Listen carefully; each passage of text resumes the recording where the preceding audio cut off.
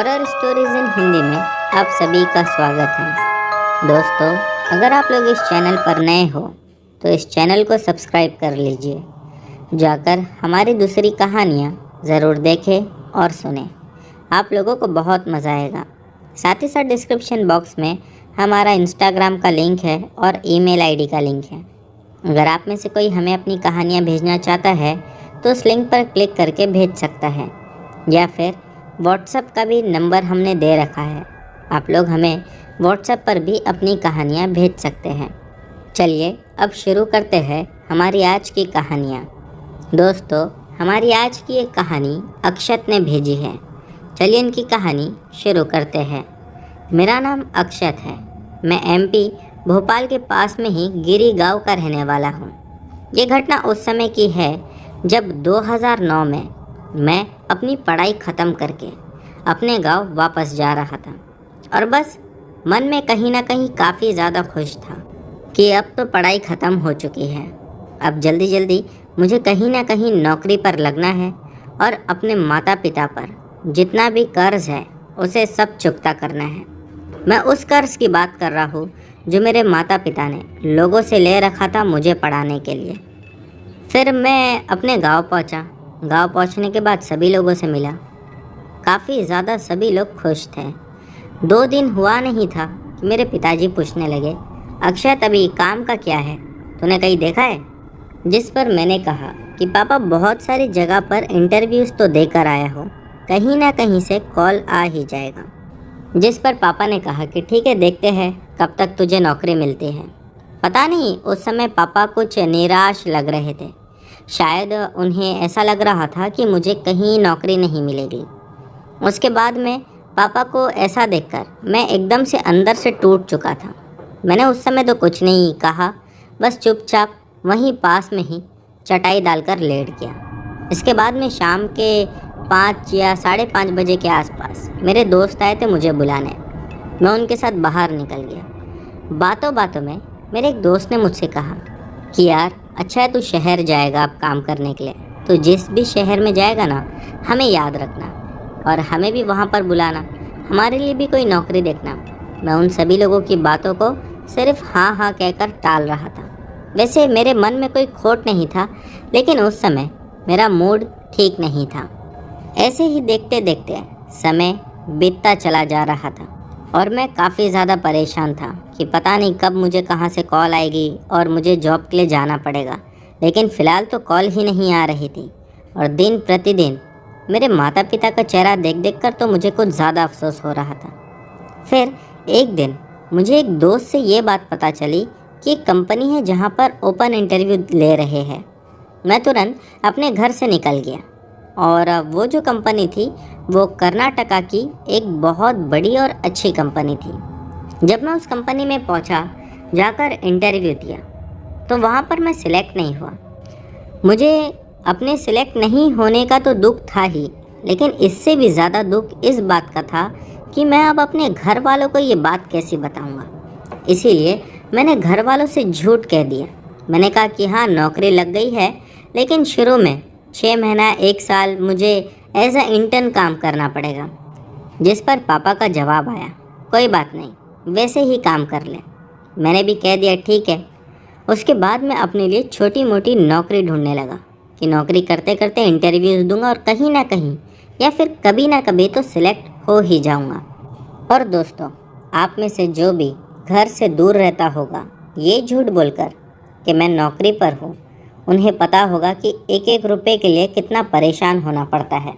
इसीलिए दिन में तो मैं छोटी मोटी नौकरी कर लेता था और रात में मैं नाइट ड्राइविंग के लिए बाहर कहीं पर भी जहाँ पर मुझे कंपनी भेजती थी निकल जाता था।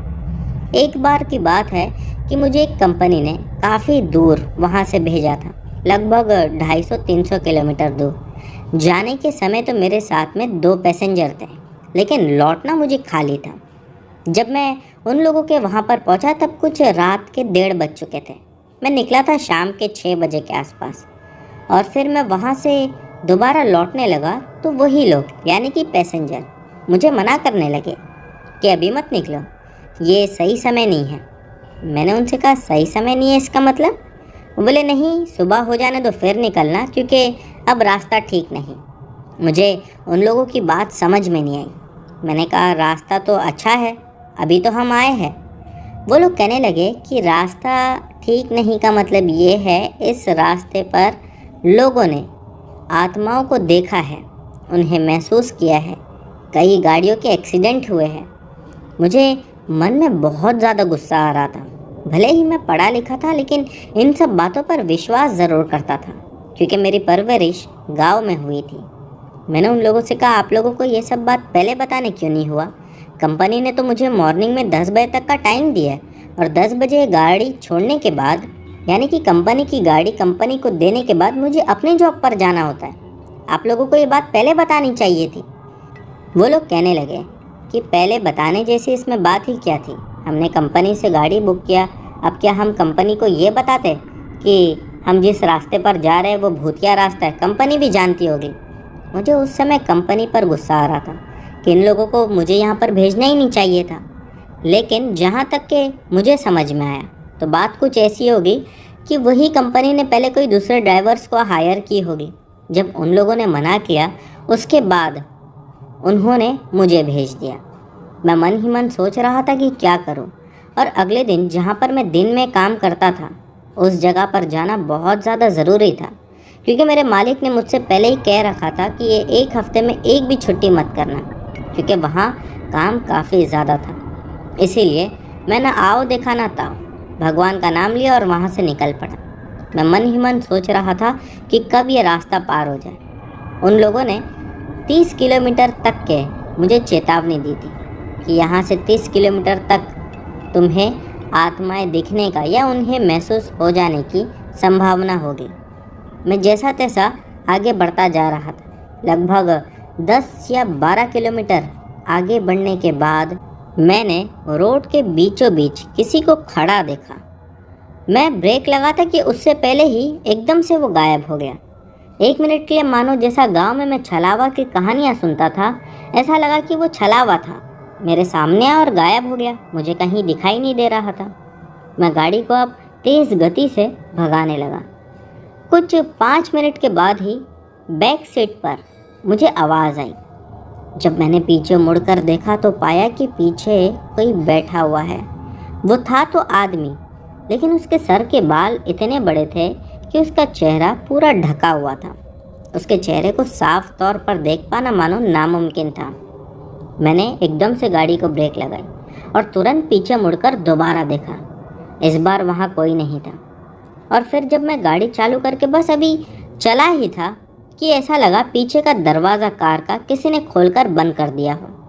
मैं ये देखकर हैरान रह गया कि गाड़ी का दरवाज़ा खोलकर किसने बंद किया होगा, लेकिन फिर भी चुपचाप आगे बढ़ता रहा। कुछ ही दूर जाने के बाद मुझे एक छोटा सा ढाबा दिखाई दिया, जो कि शायद बंद होने पर ही था। मैं जब वहाँ पर जाकर रुका और मन में खुद से ये बातें करने लगा कि 30 किलोमीटर तक तो ये लोगों ने कहा था कि कहीं नहीं रुकना, आत्माएं हैं, और चेतावनी दी थी, फिर ये ढाबा कैसे? जब मैं उस ढाबे पर पहुंचा तो उस ढाबे पर 2 ही लोग थे। मैं ढाबे के अंदर गया और जाकर उस आदमी से कहने लगा, अरे भाई साहब, कुछ मिल जाएगा खाने को? उसने मेरी ओर देखकर मुंडी हाँ में हिलाया। मैंने कहा कि यहाँ पर लोग कहते हैं कि आत्माएं हैं, ये क्या सच बात है? वो मुझसे एकदम चुप रहने का इशारा करने लगा।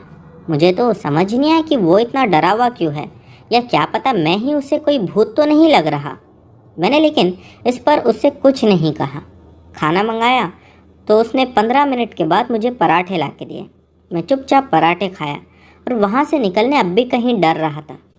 तभी ही उस आदमी ने बिना कुछ बोले मेरे हाथ पर लाकर एक धागा बांध दिया। वो धागा पहनकर मैंने उससे कहा, ये क्या है? वो बोला, कुछ नहीं, बस ये तुम्हारी रक्षा करेगा। उसके बाद मैं गाड़ी में बैठकर वहाँ से आगे बढ़ा। मैं जैसा जैसा आगे बढ़ता जा रहा था मानो कभी खेत की दाई ओर तो कभी बाई ओर, कभी रास्ते के बीचों बीच तो कभी मेरी बैक सीट पे, कभी ऐसा लगता कि कोई बोनट के ऊपर चढ़कर चलती गाड़ी पर बैठ चुका है, तो कभी ऐसा लगता कि गाड़ी की छत पर से कोई छत को ठोक रहा है। ये सब तो फिर भी कहीं ठीक था। कुछ दूर आगे बढ़ने के बाद मैंने पाया कि एकदम से चलती गाड़ी, जो कि लगभग 80 की स्पीड में होगी, मेरे साइड का दरवाज़ा एकदम से खुल गया और मानो मैं बाहर गिरते गिरते बचा।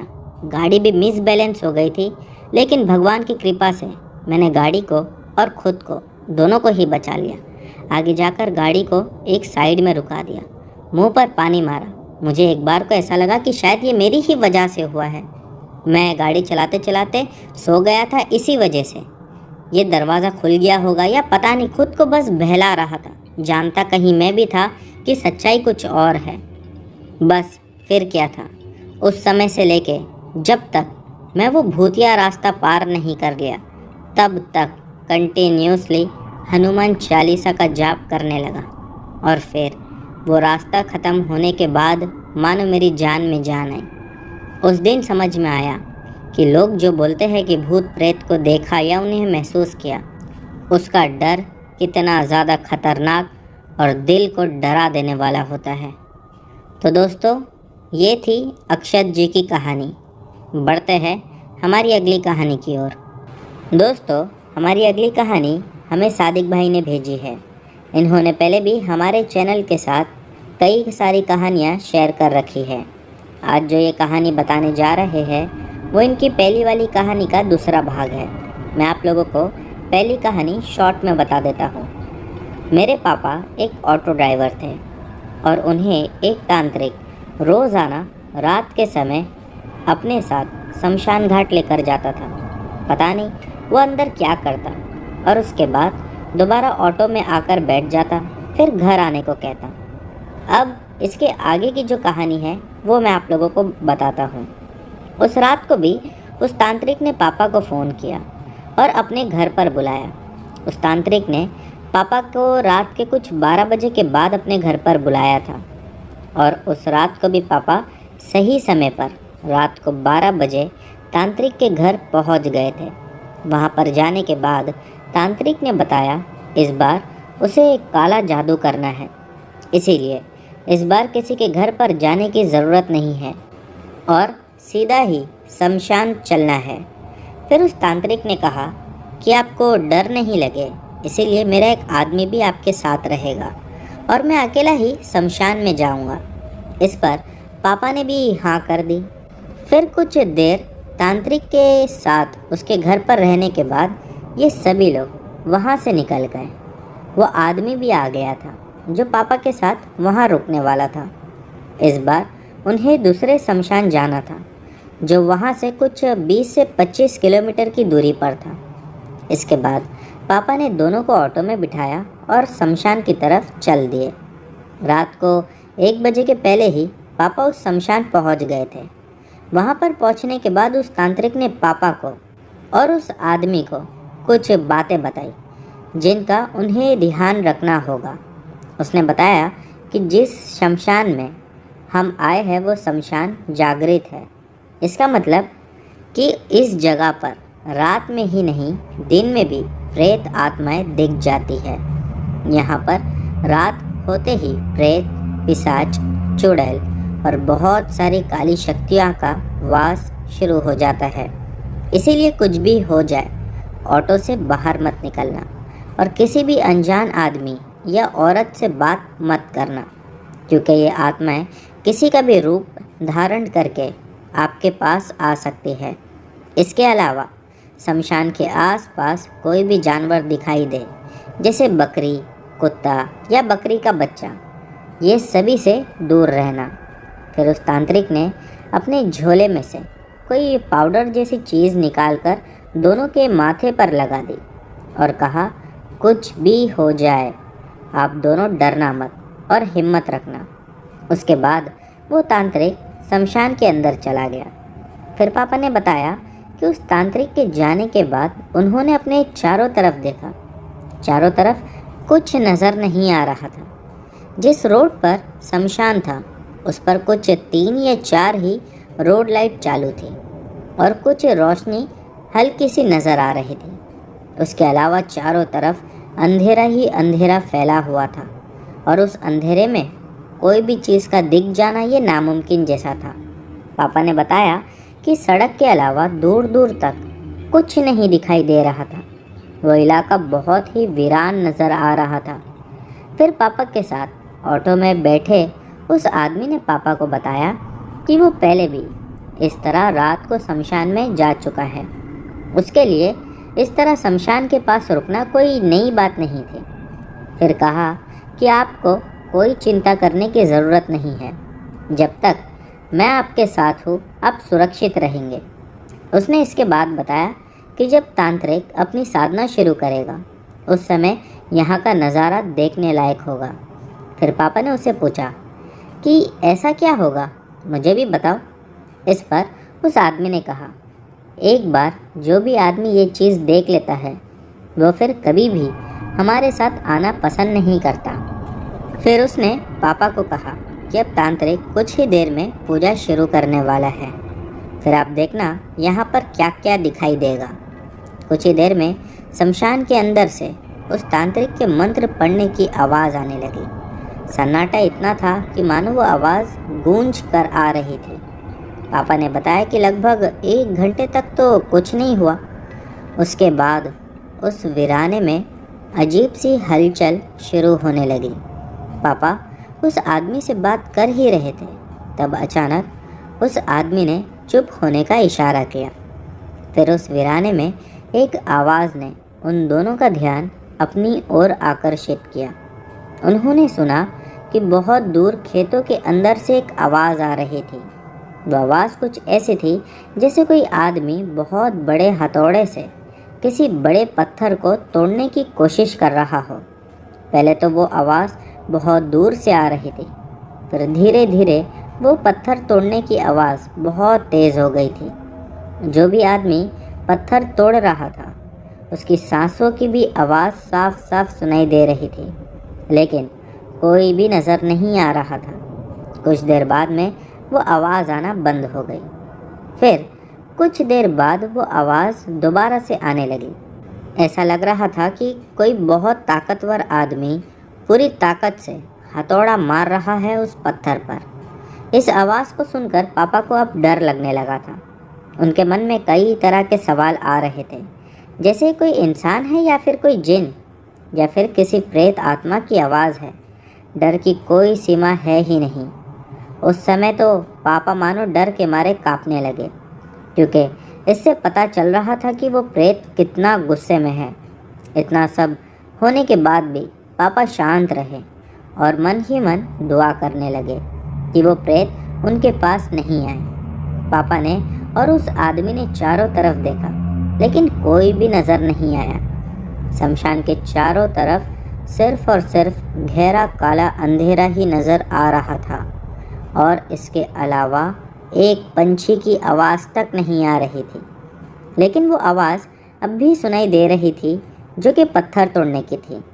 पापा ने बताया कि वो पत्थर और हथौड़े की बहुत ही डरावनी और दिल दहला देने वाली आवाज़ थी। अगर कोई कमज़ोर दिल का आदमी उसे सुन लेता तो वो आदमी दहशत से ही मर जाता। फिर ऑटो में बैठे उस आदमी ने फिर से पापा को इशारा किया कि आप डरो मत, मैं आपके साथ ही हूँ। कुछ देर बाद वो आवाज़ फिर से मानो शांत हो गई और फिर से चारों तरफ सन्नाटा छा गया। उस आवाज़ के बंद होते ही पापा ने राहत की सांस ली और उस आदमी से कुछ पूछने ही वाले थे कि उसने दोबारा इशारा किया कि कुछ भी बोलना नहीं है और ऐसे ही ऑटो में चुपचाप बैठे रहो। उसके कुछ समय के बाद उस वीराने को चीरती हुई एक और आवाज़ आई। इस बार वो आवाज़ नज़दीक से सुनाई दे रही थी। नज़दीक का मतलब है शमशान के पड़ोस वाले खेत से। उन्होंने सुना कि बहुत सारे लोग आपस में एक दूसरे से बातें कर रहे थे। ऐसा लग रहा था जैसे 15 या 20 आदमी और औरतें आपस में एक दूसरे से काफ़ी चीख चीख कर बात कर रहे हैं, लेकिन उनमें से कोई भी दिखाई नहीं दे रहा था। उनकी आवाज़ों से लग रहा था जैसे सभी लोग बहुत ही गुस्से में हैं। इसके अलावा पापा ने एक और बात बताई। उन्होंने बताया कि वो लोग किसी दूसरी भाषा में बात कर रहे थे, जिसे समझ पाना बिल्कुल नामुमकिन था। उनकी भाषा भी बहुत अजीब थी। पापा ने बताया कि उस समय उनकी हालत इतनी ख़राब हो गई थी जैसे कि मानो उनके सामने मौत आकर खड़ी हो गई हो। इससे डरावनी बात और क्या हो सकती थी। उसके बाद वो आवाज़ें धीरे धीरे ऑटो की तरफ बढ़ने लगी और कुछ ही समय बाद वो सभी अदृश्य प्रेत आत्माएं ऑटो से लगभग 10 फीट दूर तक आ गई थी। उनकी आवाज़ों से ही ये बात पता चल रही थी कि उनमें से एक अदृश्य प्रेत ऑटो के पास आ गया। पास आते ही वो प्रेत बहुत तेज़ आवाज़ में चिल्लाया। उसकी आवाज़ काफ़ी ज़्यादा भयानक और दर्दनाक थी। इतने नज़दीक से उस प्रेत की आवाज़ सुनकर पापा के साथ ऑटो में बैठा हुआ वो आदमी भी डर गया था। अब तो उस आदमी के भी पसीने छूटने लगे थे। उस आदमी को इस हालत में देखकर पापा भी और ज़्यादा घबरा गए। फिर उस आदमी ने कुछ मंत्र पढ़ना शुरू कर दिया और अपनी जेब से एक प्लास्टिक की थैली निकाली जिसमें थोड़ा सा पाउडर था। वो निकाला और उस आवाज़ की तरफ फेंक दिया। पाउडर फेंकते ही वो अदृश्य प्रेत तड़पने लगा और चिल्लाते हुए खेत के अंदर भाग गया। वैसे तो वो प्रेत दिखाई नहीं दे रहा था, लेकिन उसकी आवाज़ से ये बिल्कुल साफ पता चल रहा था कि वो प्रेत खेत में भाग चुका है। उसके बाद सभी प्रेतों की आवाज़ें आना अपने आप एकदम से बंद हो गई। फिर उस आदमी ने पापा को बोला कि यहाँ पर इतनी आत्माएं हैं जिसका कोई भी अंदाज़ा तक नहीं लगा सकता है। ये सभी आत्माएं बहुत ही भयानक और ख़तरनाक है। किसी भी इंसान की जान लेने में संकोच नहीं करेगी।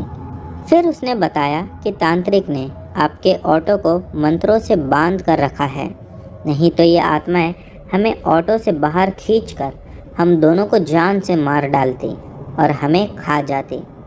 फिर पापा ने बताया कि मुझे पता है कि तांत्रिक ने बहुत सारे धागे इस ऑटो के आगे पीछे और सभी तरफ बांध रखे हैं, इसीलिए शायद हम सुरक्षित हैं।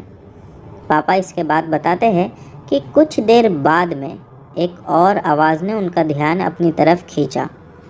उन्होंने सुना कि उस शमशान के सामने वाले खेत के अंदर से पायल की आवाज़ आ रही थी।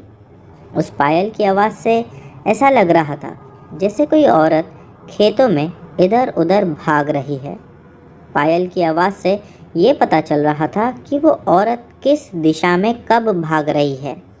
कुछ देर भागने के बाद वो पायल की आवाज़ एक जगह रुक गई और कुछ देर रुकने के बाद वो पायल की आवाज़ धीरे धीरे शमशान की तरफ बढ़ने लगी।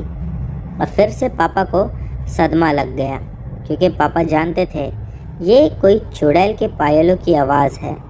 और चुड़ैल की फितरत ही कुछ ऐसी है कि अगर चुड़ैल किसी के पीछे लग जाती है तो आसानी से उसका पीछा कभी नहीं छोड़ती, अगले व्यक्ति की जान लेकर ही मानती है। इस बार तो पापा की हालत मानो हद से ज़्यादा ख़राब हो गई थी, क्योंकि वो नहीं चाहते थे कि वो चुड़ैल उन्हें दिखाई दे, लेकिन प्रकृति को कुछ और ही मंजूर था। पहले जितने भी प्रेत आए थे उनमें से कोई भी नज़र नहीं आया था, सिर्फ अपने होने का एहसास ही कराया था, लेकिन वो चुड़ैल उन्हें दिखाई दी थी। उसका रूप इतना भयानक था कि जिसके बारे में शायद ही कोई सुनना चाहेगा। पापा ने बताया कि पहले तो उन्हें खेत के अंदर से सिर्फ पायल की आवाज़ सुनाई दे रही थी, लेकिन कुछ देर बाद वो चुड़ैल मानो एकदम साक्षात उनके सामने प्रकट हो गई। पापा ने बताया कि ऐसा लग रहा था जैसे शमशान के सभी प्रेत उस चुड़ैल से डर कर भाग रहे थे। पहले सिर्फ पायल की आवाज़ सुनाई दे रही थी, लेकिन जब पापा ने और उस आदमी ने ध्यान से खेत में देखा तो उन्हें पता चला कि वो चुड़ैल खेत से बाहर आ गई है और एक बिजली के पोल के नीचे ही सड़क पर खड़ी है। वो बिजली का पोल शमशान से कुछ ही दूरी पर था, लेकिन ट्यूबलाइट की रोशनी में चुड़ैल साफ साफ दिखाई दे रही थी। उसने काले रंग के कपड़े पहन रखे थे और उसके बाल सफ़ेद रंग के थे। उसके बाल भी काफ़ी ज़्यादा लंबे थे जो उसके पैरों तक लटक रहे थे, और उसके हाथ में एक बहुत बड़ा लकड़ी का डंडा था। पापा ने बताया कि जब वो चुड़ैल दूर खड़ी थी उस समय तो कुछ नहीं था, लेकिन जब वो चुड़ैल धीरे धीरे ऑटो की तरफ आने लगी जैसे जैसे वो पास आ रही थी, पापा का डर बढ़ने लगा था। उनको डर था कि वो चुड़ैल उन पर हमला नहीं कर दे, इसीलिए पापा सतर्क हो गए थे और उस आदमी से पूछा कि अब उसके पास कुछ ऐसा है क्या जो हमारी जान बचा सके। इस पर उस आदमी ने यही कहा कि मेरे पास इस अभिमंत्रित राग के अलावा कुछ भी नहीं है। देखने से लग रहा है कि ये चुड़ैल बहुत ही खतरनाक है और इससे बचना थोड़ा मुश्किल होगा। मैं फिर भी कोशिश करूँगा उसे दूर रखने की। फिर वो आदमी कुछ मंत्र पढ़ने लगा और कुछ दूसरी शक्तियों को पुकारने लगा।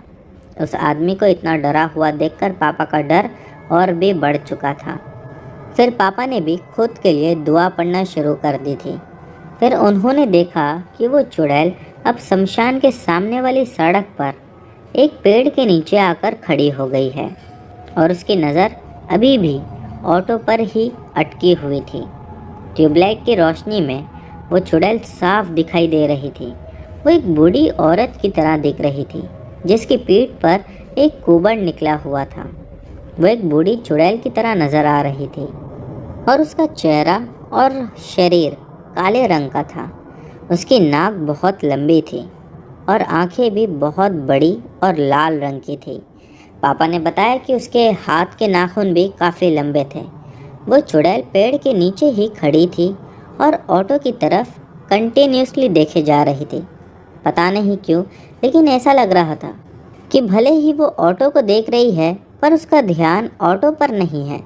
शायद वो ऑटो को देखने के बहाने शमशान के अंदर देख रही थी।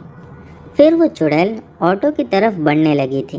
कुछ ही देर बाद वो चुड़ैल ऑटो के सामने लगभग 20 फीट जितना दूर आकर खड़ी हो गई थी, लेकिन उसकी नज़र अब भी ऑटो पर तो थी, लेकिन ध्यान कहीं और था।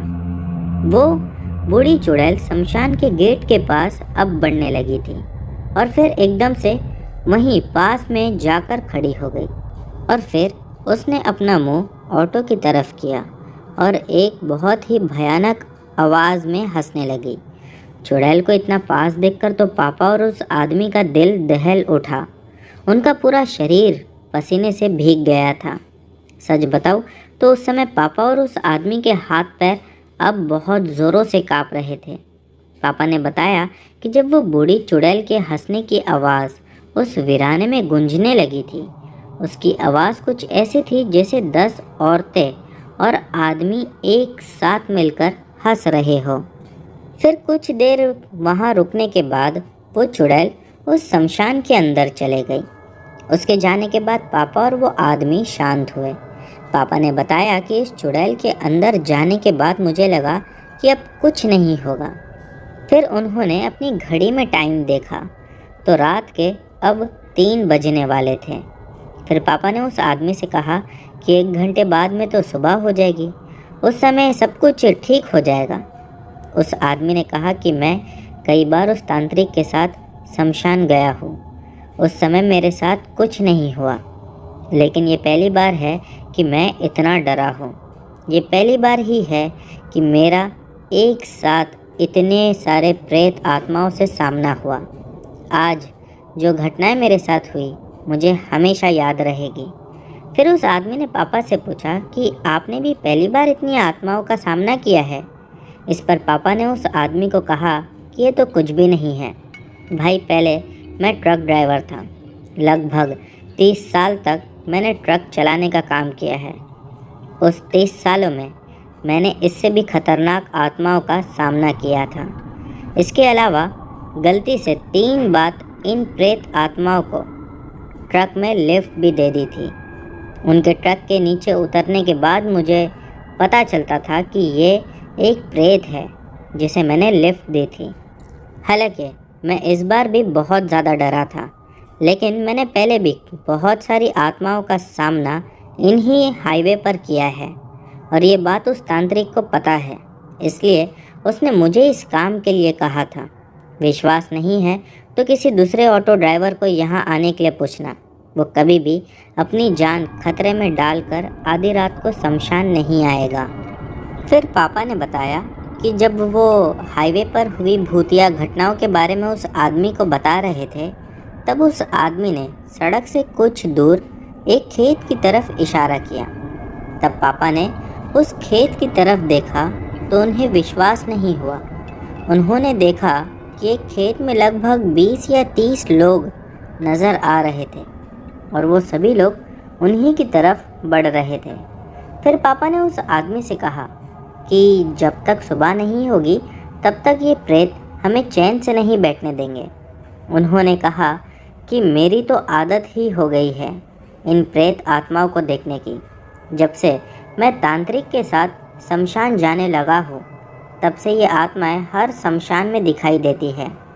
कोई बात नहीं, इन्हें भी देख लेंगे। वैसे भी ये आत्माएं ऑटो के पास नहीं आ सकती है, इसीलिए हमें डरना क्यों है। अब देखते हैं कि ये आत्माएं अब क्या करना चाहती है। फिर उस आदमी ने भी कहा, सही कहा आपने, जब तक हम ऑटो के अंदर हैं हमें डरने की ज़रूरत नहीं है। उसके बाद दोनों चुप हो गए और उन आत्माओं को देखने लगे। उन्होंने देखा कि इस बार सभी प्रेत आत्माएं अपने असली रूप में आ गई थी, क्योंकि उस खेत में जितने भी लोग दिख रहे थे उस सब की आंखें चमक रही थी। उनकी आंखों में से लाल रंग की रोशनी निकल रही थी, मानो ऐसा ही लग रहा था। सभी आत्माएं उस खेत में इधर उधर चल रही थी। कुछ आत्माएं पेड़ के ऊपर जाकर बैठ गई थी, तो कुछ आत्माओं ने सड़क पर इधर उधर भागना शुरू कर दिया था। पापा ने बताया कि उनमें से 5 से 7 प्रेत ऐसे थे जो बिजली की पोल के ऊपर चढ़ गए थे और बिजली के तार के ऊपर भागना शुरू कर दिए थे। वो सभी उस तार के ऊपर ऐसे भाग रहे थे जैसे कोई आदमी ज़मीन के ऊपर भागता है। ऐसा लग रहा था जैसे ऑटो के वहाँ पर होने से प्रेत आत्माओं को कुछ भी परेशानी नहीं हो रही थी। सभी आत्माएं खेतों में और सड़क पर ऐसे ही चल फिर रहे थे जैसे किसी मेले में घूमने आए हो।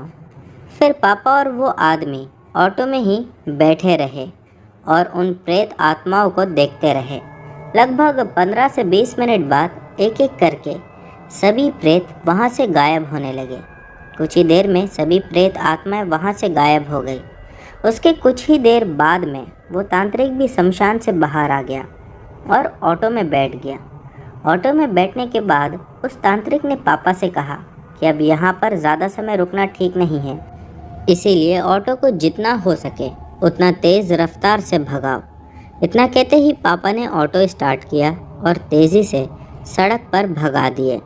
जब ऑटो वहाँ से रवाना हुआ, उस तांत्रिक ने कहा कि रास्ते में कोई भी बातें मत करना और आसपास के खेतों में मत देखना, अपनी नज़र सड़क पर ही बनाए रखना। फिर पापा ने भी ऐसा ही किया। पापा ने बताया कि तांत्रिक के मना करने के बाद भी पापा ने एक बार सड़क के पास वाले खेत में अपनी नज़र डाली। उन्होंने देखा कि एक कुत्ते जैसा दिखने वाला बड़ा सा जानवर ऑटो के साथ ही भाग रहा था। वो जानवर आधा कुत्ता और आधा इंसान लग रहा था। इस पर तांत्रिक ने पापा से कहा कि अपनी नज़रें सामने रखो, और पता नहीं क्यों तांत्रिक को कैसे पता चल गया, लेकिन जब उसने पापा से ये बात कही तब वो काफ़ी गुस्से में लग रहा था। मैंने पहले ही मना किया था बाहर देखने के लिए। फिर पापा ने ऑटो की स्पीड बढ़ा दी और तेज़ी से तांत्रिक के घर की तरफ बढ़ने लगे। लगभग आधा घंटा चलने के बाद पापा उस तांत्रिक के घर पहुंच गए थे। वहां पर जाकर पापा ने टाइम देखा तो कुछ 4:15 हो रहा था। घर में जाते ही तांत्रिक ने उस आदमी को चाय बनाने को कहा। जब वो आदमी चाय लेकर आया तब तांत्रिक ने उस आदमी को भी पास में ही बैठा दिया और दोनों ने कहा कि खतरा भी टला नहीं है, इसीलिए जब तक सुबह का सूरज नहीं निकल जाता तब तक आप यहीं पर रुकिए। इस पर पापा ने पूछा कि आप किस खतरे के बारे में बात कर रहे हो। इस पर तांत्रिक ने बताया कि कभी कभी हम तांत्रिक लोगों से भी कुछ भूल हो जाती है, जिसका परिणाम बहुत बुरा होता है। इसके लिए आपको अभी बाहर जाने से रोक रहा हो। फिर बात को पलटते हुए तांत्रिक ने कहा कि आपने कितनी आत्माओं को देखा था शमशान के बाहर।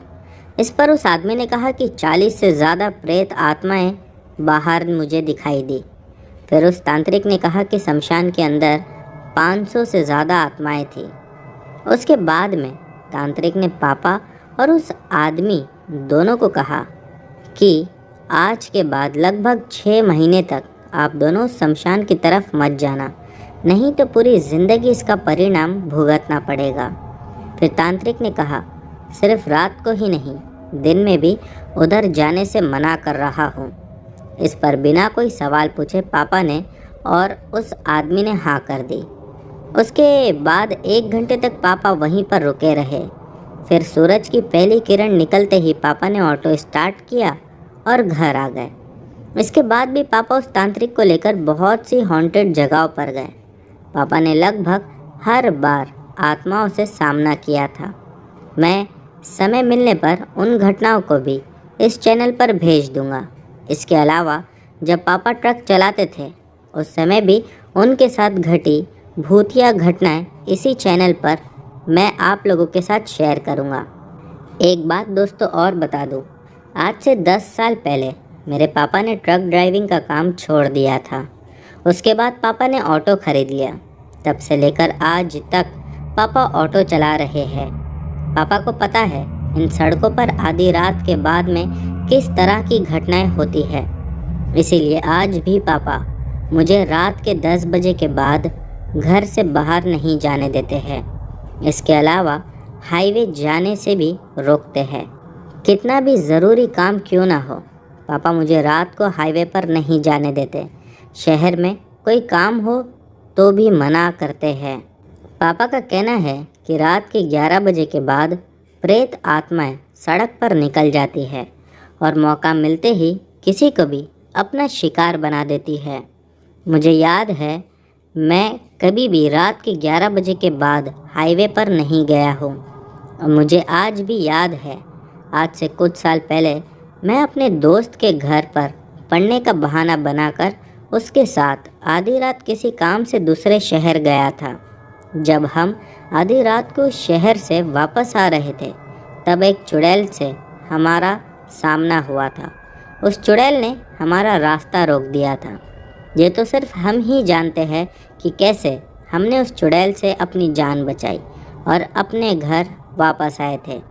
ये ज़िंदगी में पहली बार था जब मैं आधी रात को हाईवे पर गया था। उस घटना के बाद मैंने कसम खा ली कि आज के बाद मैं रात में बिल्कुल भी हाईवे पर नहीं जाऊंगा। और उसके बाद में मैं आज तक हाईवे पर नहीं गया। उस घटना के बाद मुझे पता चला कि क्यों मेरे पापा आधी रात को मुझे हाईवे पर जाने से रोकते थे। उस चुड़ैल की घटना भी समय मिलने पर इसी चैनल के माध्यम से आप सभी लोगों के साथ शेयर करूंगा। इसके अलावा पापा का कहना है कि मेरा दिल कमज़ोर है, इसीलिए मुझे प्रेत आत्माएं आसानी से नज़र आ जाती है। इसीलिए भी वो डरते हैं कि कहीं कोई प्रेत आत्मा मुझे अपना शिकार ना बना ले। ये बात भी सही है। अगर कोई जगह प्रेत बाधित है तो वहाँ पर पहुँचते ही उसी समय मुझे आत्माओं की मौजूदगी महसूस होने लग जाती है। रात को ही नहीं, दिन में भी मुझे आत्माओं की मौजूदगी का एहसास हो चुका है। मुझे आज भी याद है जब किसी काम से मुझे रोज़ दोपहर को एक जगह से साइकिल लेकर निकलना पड़ता था। उस जगह पर एक साथ 4 से 5 शमशान बने हुए थे। वहाँ पर एक अदृश्य प्रेत था जो हर रोज़ दोपहर को मुझे साइकिल से गिरा देता था। उसने भी मुझे कई दिनों तक बहुत परेशान किया था। फिर मैंने उसका भी इलाज कर दिया। वो प्रेत अभी भी वहीं सड़क किनारे कहीं ना कहीं घूमता होगा, लेकिन मेरा कुछ नहीं बिगाड़ सकता है। मैं आज भी उस जगह से निकलता हूँ तो उस प्रेत की मौजूदगी का एहसास मुझे हो जाता है। ये घटना भी समय मिलने पर इसी चैनल के माध्यम से आप लोगों के साथ शेयर करूँगा। तो दोस्तों, ये थी सादिक भाई की कहानी। उम्मीद करता हूँ कि आप लोगों को अच्छी लगी होगी। बढ़ते हैं हमारी अगली कहानी की ओर। दोस्तों, हमारी अगली कहानी शुभम सिन्हा की है। चलिए इनकी कहानी शुरू करते हैं। वैसे तो मैं रहने वाला बनारस का हूँ, लेकिन ये घटना मेरे साथ मुंबई में घटी थी। मुझे अच्छे से याद है 2012 के टाइम की बात है।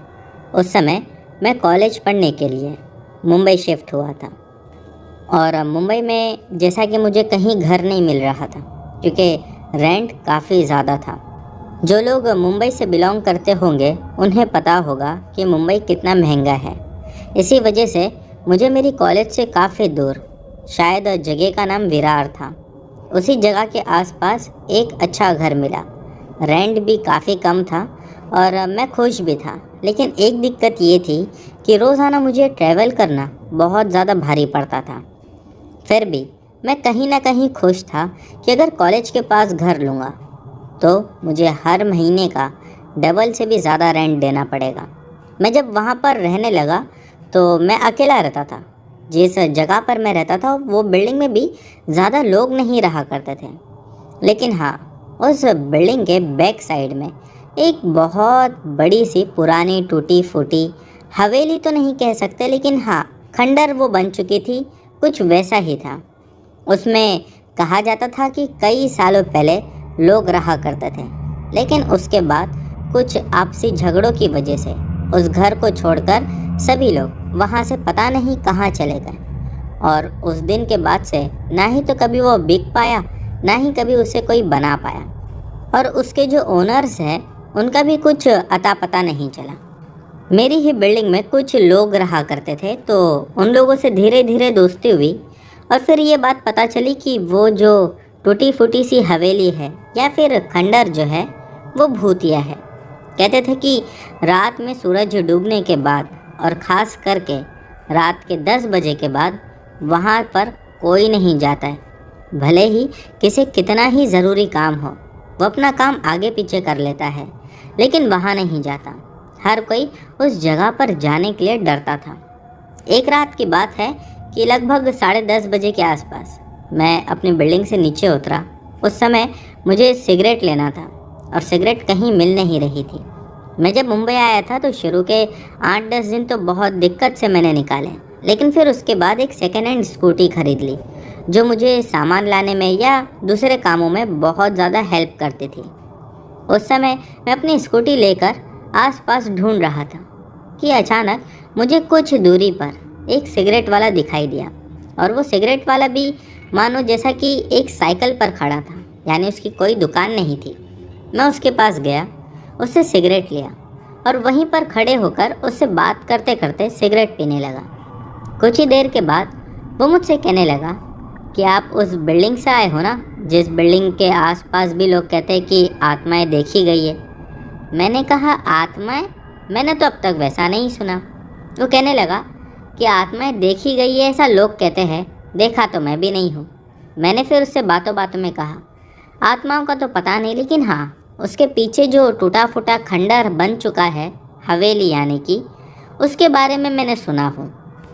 फिर उस आदमी ने हंसते हुए कहा कि वो खंडर के पीछे का राज तो मैं भी नहीं जानता, लेकिन कहा जाता है कि उसी खंडर के बाजू में जो बड़ा सा पीपल का पेड़ है उस पर बहुत सारी आत्माओं का वास है। मैंने उससे कहा कि क्या ये ओनर की आत्माएं हैं? तो वो हंस के मुझसे कहने लगा वो तो हम भी नहीं जानते, बस कहा जाता है। मैंने कहा कभी किसी ने कोई भूत प्रेत को वहाँ देखा या फिर किसी के ऊपर हमला किया? तब वो कहने लगा कि देखा तो है, लेकिन हाँ, अभी तक किसी ने कोई हमला नहीं किया। मैं अपने मन में ही मुस्कुराया, कहने लगा कि ये लोगों का वहम होगा। कॉलेज जाते जाते मुझे अब 2-3 महीने बीत चुके थे। कॉलेज में मेरी कुछ लोगों से दोस्ती हुई तो मैंने उन लोगों को इस हवेली के बारे में बताया। वो लोग अब अच्छे दोस्त बन चुके थे। मेरे घर पर भी 1 से 2 बार वो लोग नाइट आउट के लिए आए हुए थे। हम पढ़ाई भी करते थे और मस्ती भी करते थे। एक दिन मैंने उन लोगों को उस घर के बारे में बताया। ये सुनकर मेरा जो एक दोस्त था वो मुझसे हंसते हुए कहने लगा यार शुभम, तेरा तो मुझे पूरा ये एरिया ही भूतिया लगता है।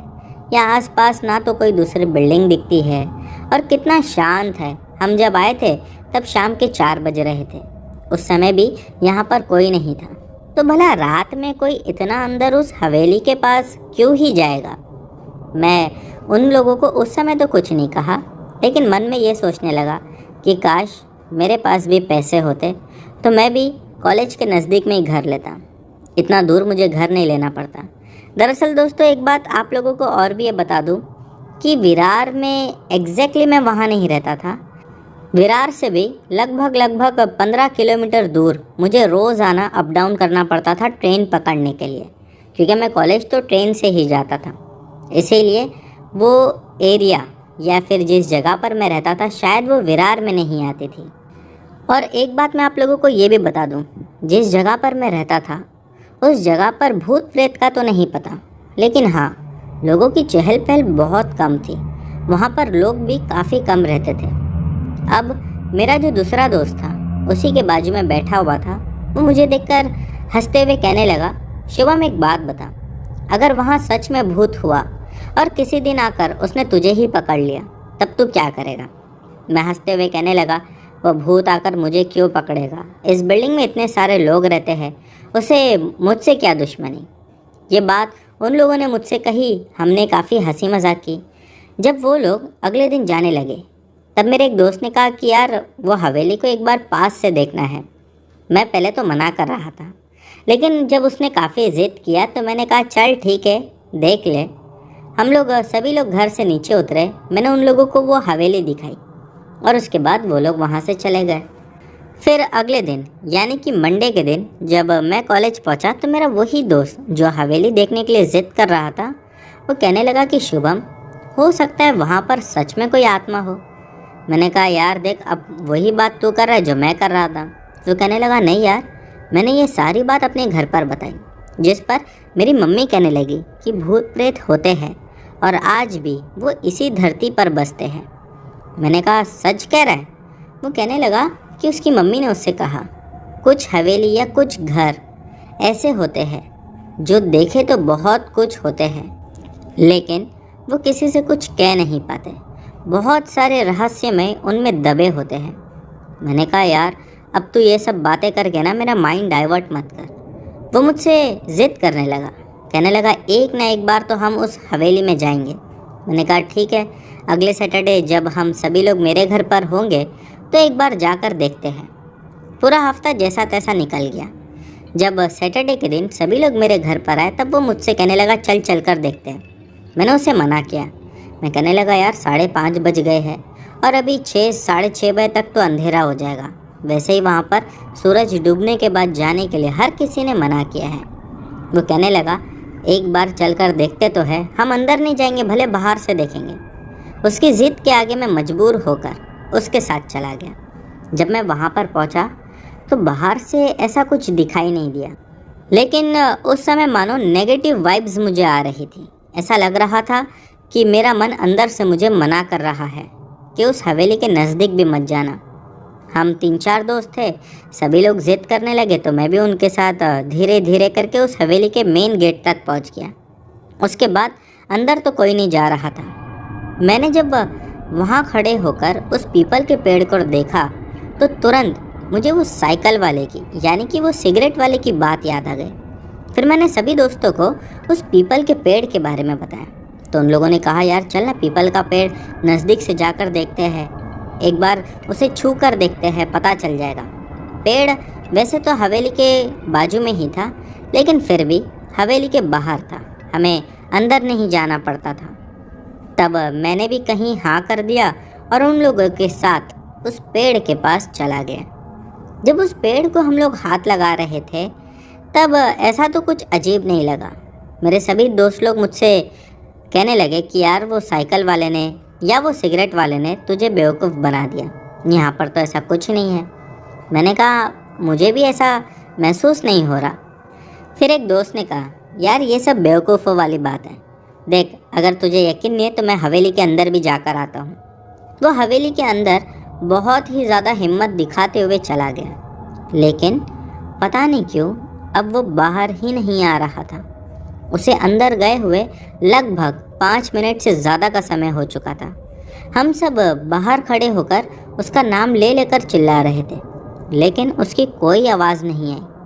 फिर कुछ ही समय के बाद उसकी आवाज़ अंदर से गूंज उठी और उसने नाम भी सिर्फ मेरा ही लिया।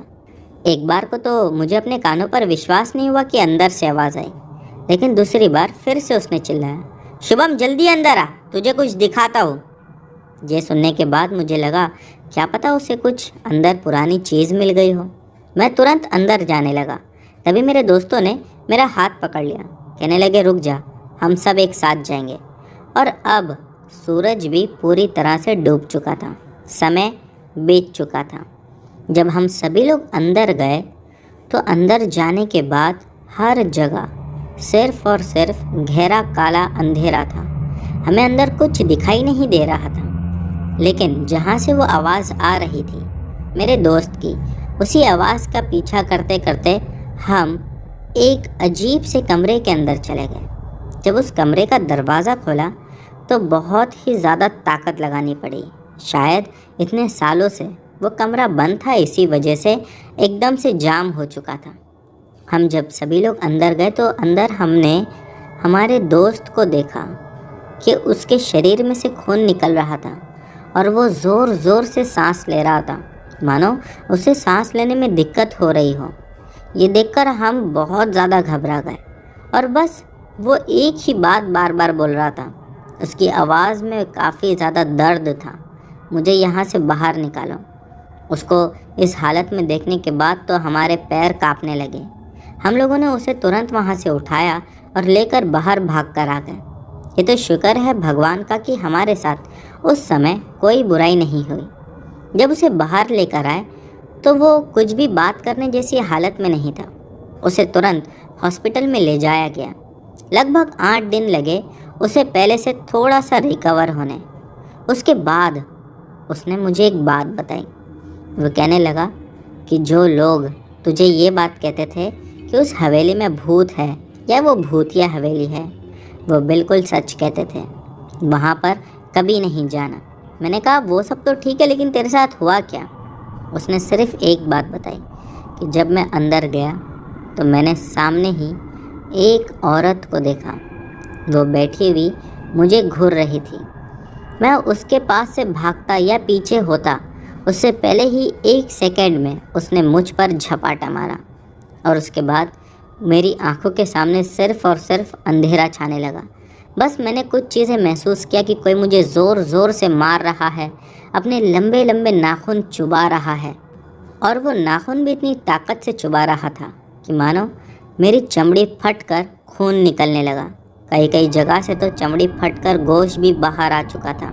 यही नहीं, मैंने ये भी महसूस किया कि कोई मुझे घसीटता हुआ अंदर की ओर ले जा रहा था। मैं चाहकर भी चिल्ला नहीं पा रहा था। फिर मुझे ऐसा महसूस होने लगा कि किसी ने मेरी टांग पकड़कर हवा में उठा ली है और एक दीवार से दूसरी दीवार पर मुझे गेंद की तरह मार रहा है। इसके बाद मुझे चक्कर आ गई, मैं बेहोश होकर वहीं गिर गया। फिर जब तुम लोग आए तब मुझे पता नहीं कैसे अपने आप होश आ गया और इसीलिए मैंने तुम लोगों से कहा कि अभी के अभी यहाँ से बाहर निकला। दोस्तों, लगभग मेरे दोस्त को ठीक होने में 3-3.5 महीने लगे, लेकिन उसके बाद उस हवेली के पास जाना तो बहुत दूर की बात है। वो मुझसे मिलने के लिए मेरे घर पर कभी नहीं आया और कुछ 6 महीने मुझे लगे। फिर मैं भी उस घर को छोड़कर वहाँ से मेरे कॉलेज के पास शिफ्ट हो गया। तो दोस्तों, ये थी शुभम सिन्हा की कहानी। बढ़ते हैं हमारी अगली कहानी की ओर। दोस्तों, हमारी अगली कहानी शानू ने भेजी है। चलिए इनकी कहानी शुरू करते हैं। मेरा नाम शानू है। मैं अपने साथ घटी एक घटना बताने जा रहा हूँ। ये 2009 की बात है, जब हम काम के लिए 4 दोस्त बेंगलोर गए थे। मैं और मेरे 3 दोस्त, जिनका नाम गुलाब, विकी, चांद और मेरा नाम शानू है। हम लोग इलेक्ट्रिक का काम करते थे। हम जो कॉन्ट्रैक्टर के पास काम करते थे उसने ही हम लोगों को रहने के लिए वहाँ पर एक रूम भी दिया था। बेंगलोर के नगवारा में जो हमारा कमरा था, हमें वहीं पर रुकना था। जब शुरू में हम लोग वहाँ रहने लगे तो हमें कुछ पता नहीं चला। कुछ दिन बिताने के बाद मेरा जो एक दोस्त था जिसका नाम था विकी, उसने मार्केट से कुछ तस्वीर लाया जिसमें दुआ लिखी हुई थी और लाकर हमारे रूम में लगा दिया। उसी दिन के बाद से रूम में अजीब अजीब सी हरकतें होने लगी। जिस दोस्त ने तस्वीर लाया था उसके साथ तो कुछ और भी ज़्यादा बुरा जैसा होता था। एक दिन मैं उसके बगल में सो रहा था। मैंने देखा कि उसके पैर वाला जो हिस्सा था वो ज़मीन से ऊपर हवा में लटका हुआ था। मैं ये देखकर बहुत ज़्यादा डर गया और घबराकर अपने दूसरे दोस्त गुलाब के पास पहुंच गया। उसे उठाने लगा। वो उठकर देखा तो वो भी डर के मारे मानो वहीं सहम गया। हम लोगों को कुछ समझ नहीं आ रहा था कि हम करें क्या, पर हम लोगों ने उसे आवाज़ लगाई और ज़ोर से चिल्लाया, विकी! वो ज़मीन पर गिर गया और वो भी काफ़ी ज़्यादा डर गया था। हम लोगों को इसके बाद भी ये नहीं समझ में आया कि ऐसा क्यों हो रहा है। ये क्या हो रहा था समझ पाना उस समय काफ़ी मुश्किल था, और इसका समाधान कैसे निकाले ये तो उससे भी ज़्यादा कठिन था। फिर दूसरे दिन हम सभी लोग उठे और अपने काम के लिए निकलने से पहले नाश्ता किया। नाश्ते पर कुछ बातें हुई, लेकिन वो बात मानो वहीं ख़त्म हो गई और फिर काम पर चले गए। किसी से कोई बात बराबर कर नहीं रहा था, शायद सभी लोग डरे हुए थे। फिर अपने रूम से बाहर निकलकर हम लोगों ने दोबारा से वही बात की कि रात में क्या हुआ था और आज क्या होगा पता नहीं। खैर, वैसे पूरा दिन तो निकल गया काम में, और फिर जब वो रात को सोने के लिए गए तो किसी को नींद नहीं आ रही थी। हालांकि डर सभी को था, और कहीं ना कहीं हम लोग पूरा दिन काम करते थे तो नींद भी आ ही जाती थी। लेकिन मैं यकीन के साथ कह सकता हूँ कि वो डर ही था जो हमें सोने नहीं दे रहा था। फिर कुछ समय के बाद जब हमारी आँख लगी तो पता नहीं क्या हुआ, मेरी आँख एकदम से खुली। मैंने देखा कि विकी को कोई टांग कर ले जा रहा था, और वो भी घसीटते हुए। ये देखना था कि मैं ज़ोर से चिल्लाने लगा। मेरे सभी दोस्त उठ गए। फिर हम सब ने मिलकर उसे जैसा तैसा पकड़ लिया। एक अजीब बात ये थी कि विकी तब भी नींद में था, और उसे नींद से जगाया। उसे पूछा कि तुझे क्या हुआ, तुझे इस तरह घसीटते हुए कौन लेके जा रहा था? जिस पर उसने अजीब सा जवाब दिया। वो कहने लगा कि भाई, मुझे तो कुछ भी नहीं पता कि मुझे कोई घसीट भी रहा है। मैं तो गहरी नींद में सो रहा था। मेरे साथ क्या हुआ मैं नहीं जानता। अब हम सभी लोग काफ़ी परेशान हो गए थे। हम लोगों ने उसी समय ये डिसाइड किया कि ये बात अब हम बाहर वाले से यानी कि पड़ोसी से पूछेंगे और उससे पता करेंगे कि आखिर क्या बात है इस कमरे में जो हमें इतनी परेशानी हो रही है। अगला ही दिन संडे का था और हमारी छुट्टी भी थी, तो हम चारों दोस्त घर के बाहर पड़ोसी के पास गए पता लगाने के लिए। लेकिन उनसे भी कुछ खास पता नहीं चला, और भी आसपास की जगहों से पूछे तो ये बात सामने आई कि 15-20 साल पहले एक लड़की जो कि जलकर इसी कमरे में मर गई थी। उसके बाद इस रूम में बहुत सारी फैमिलियाँ आई और आकर रुकने की कोशिश की, पर कोई भी 1 महीने से ज़्यादा यहाँ टिक नहीं पाया, और फिर उसके बाद कई समय के लिए इस रूम को बंद कर दिया गया, और तुम्हारे कॉन्ट्रैक्टर ने ये रूम तुम्हें दे दिया। तुम लोग से पहले भी तुम्हारे कॉन्ट्रैक्टर ने और भी लोगों को इस रूम में रखा था, लेकिन वो भी कुछ ही दिनों में भाग कर चले गए। अच्छा ये होगा कि तुम लोग भी किसी दूसरे रूम में चले जाओ, वरना हो सकता है कि कुछ बहुत बड़ी घटना तुम्हारे साथ घटे और उसमें तुम में से किसी की जान भी चले जाए। उसके बाद हम लोगों ने अपने कॉन्ट्रैक्टर से बात किया, और वो कहने लगा कि हाँ, मेरे पास दूसरा रूम तो अभी नहीं है, लेकिन मैं तब तक कुछ दूसरा इंतज़ाम करता हूँ। अब पता नहीं वो कब तक हम लोगों को रूम देता, और हम ये सोचते रहे कि अब हम क्या करें, क्योंकि हमारे पास तो कोई दूसरा रास्ता था ही नहीं। कुछ दिनों के बाद रात में जब हम लोग सो रहे थे, हमारी आँख एक आवाज़ से खुली। मेरा वही दोस्त विकी जो घुटने के बल हमारे दरवाजे के पास में बैठा हुआ था और ज़ोर ज़ोर से अपना सर उसी दरवाजे पर मार रहा था, और हमारी आँख भी उसी से खुली थी। हमें उठने में शायद समय लग गया था, इसीलिए उसके सर से काफ़ी ज़्यादा खून बह रहा था। हम तीनों के तो होश उड़ गए। उसे पकड़ा तो पहले तो वो होश में ही नहीं आया, लेकिन पूरी ताकत लगाकर हम लोगों ने उसे उस दरवाजे से पीछे हटाया, और पता नहीं क्यों वो बहुत ज़ोर ज़ोर से चिल्ला रहा था। हम लोग जल्दी से उसे उठाकर कपड़े से बांधकर उसके सर को, ताकि और खून ना निकले, वहाँ से निकल गए और उसे डॉक्टर के पास लेकर चले गए। फिर उसी समय हम सभी लोगों ने ये डिसाइड कर लिया था कि अब डॉक्टर के पास से वापस घर नहीं जाना है, बल्कि अब बेंगलोर में 1 मिनट नहीं रुकेंगे। और फिर हम सभी लोग वहाँ से निकलकर अपने घर पर आ गए। तो दोस्तों, ये थी शानू जी की कहानी। उम्मीद करता हूँ कि आज की सभी कहानियाँ आप लोगों को पसंद आई होगी। दोस्तों, इनमें से जो भी कहानी आप लोगों को अच्छी लगी हो, उसके बारे में नीचे कमेंट सेक्शन में लिखना मत भूलना। चैनल पर नए हो तो बिना सब्सक्राइब किए मत जाना। मिलते हैं हमारी अगली वीडियो में।